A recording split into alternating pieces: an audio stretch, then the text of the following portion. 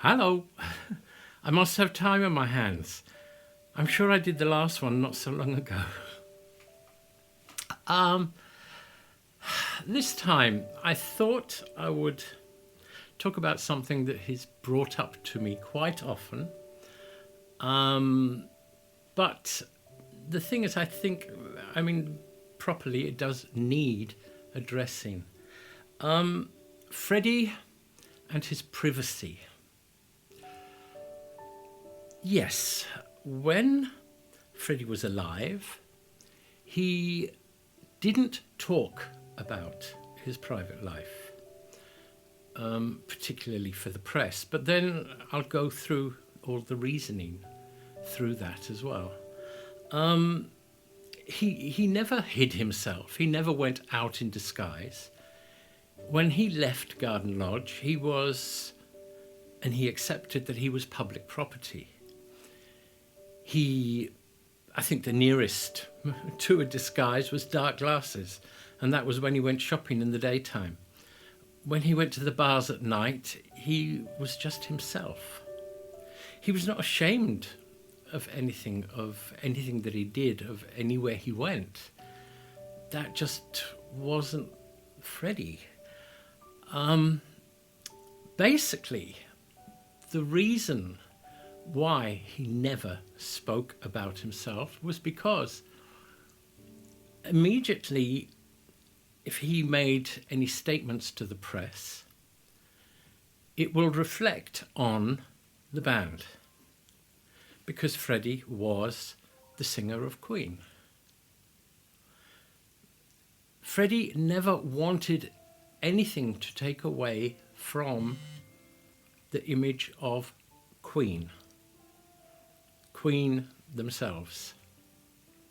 That's what he was 25% of Queen. That's what he was proud of. That's what he always insisted. One of the reasons that I'm talking about this now is because of things that I've seen on the news recently, which just sort of echoes perfectly why Freddie never talked about his private life. I'll give you two instances, particularly during the Olympics. Did any of you notice how whenever it was talking about, the medal winners, it was the gay diver Tom Daley, but you never heard about the straight diver Matty Lee? That is what Freddie wanted to avoid, because he knew as soon as anything like that was out in public, that is what would happen. Even, again, more recently, the other day I saw that, I can't remember, Taekwondo, a medal winner from Taekwondo, was beaten up and had to go to hospital to have stitches. And even there, they had to say bisexual. For Freddie, sex never entered into his music, his work. That was his private life, and that's what he wanted to keep it out of the newspapers. I think you hear in something that Diana Mosley said in The Untold Story, where she said, you didn't have to ask Freddie if he was gay. He just was. But there was no hiding anything. There was no trying to sort of get around something. That he just was himself, and he was happy and proud to be himself. So talking about Freddie now is not taking away his privacy, because he, in name, of course, and in voice, he is still part of Queen, but it doesn't reflect on Queen now, as they currently are. with Brian and Roger.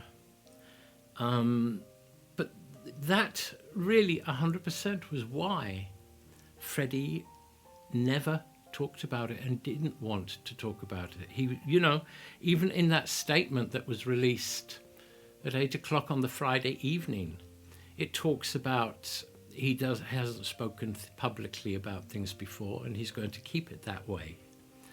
He did not know that he would not be around 48 hours later.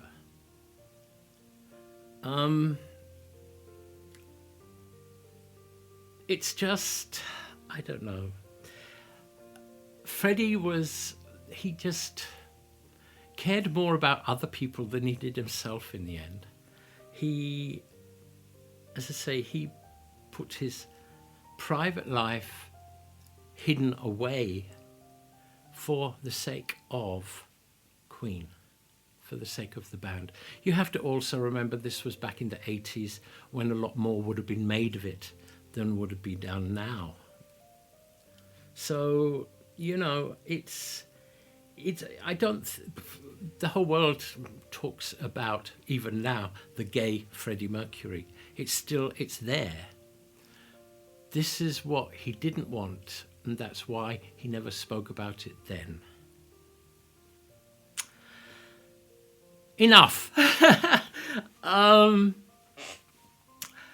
I just want to say thank you to all of you who've put comments on this last video.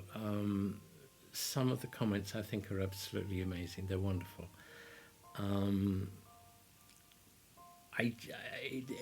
I know I can never feel alone in this world. Of course, there are times you might sit at home and think, nobody loves me.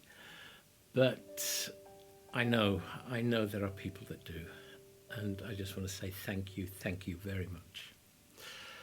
One of the things that Milan and I have noticed was the amount of people, and also, I've had on Messenger, I've had on so many things, and Milan has had, I don't know how many messages, talking about, this talk show that you saw in this photograph the other day. How can we see it? What chance is there to see it? When is it being done? The moment, physically, it's very, very difficult because of what's happened over the last year or two. People are scared to go to theatres. Venues are scared to make bookings because they're scared things will close down again. So, we've spent a day or two talking. And what we are doing at the moment is seeing what we can do, how we could do this talk show online for, so that people anywhere and everywhere can see it if they want. We're looking at the logistics. We're looking at how we can do it, where we can do it, all these things, how much it's going to cost. We're desperately trying to make this happen because of you people that have been asking and asking. You don't know how hard it's been. Actually, maybe you do. I've said it enough. I so miss seeing people, being in contact with people. It's difficult. It's difficult for me. I've spent my life with people, talking, being around, going back to Royal Ballet days, the hospital days, Freddie days, even the hotel. There's always been people around and talking, and I've just missed that so much. I do sort of English with a school here, and can you believe for 6 months I had to do online teaching? I cannot do it. It's impossible. I cannot talk to little grey squares on a computer screen. It's horrendous. I mean, I admire any pupils that got good grades at the end of this last year. They deserve it. If they got them, they deserve them. So, getting back to what I was saying before, we are looking to see how it is possible, what we can do. Once we've got something sorted out, I'll get back.